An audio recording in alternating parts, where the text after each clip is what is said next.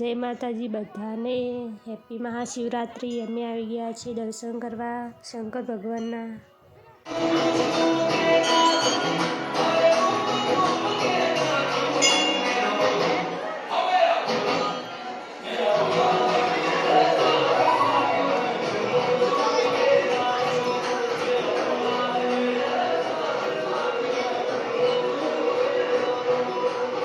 જો ગાઈસ, ત્યાં પણ હનુમાન દાદાનું મંદિર હતું, એટલે ત્યાં પણ દર્શન કરવા જઈએ છીએ હવે।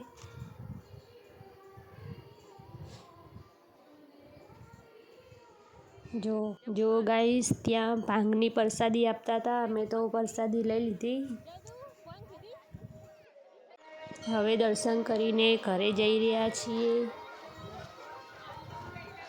દર્શન કરી લીધા હવે।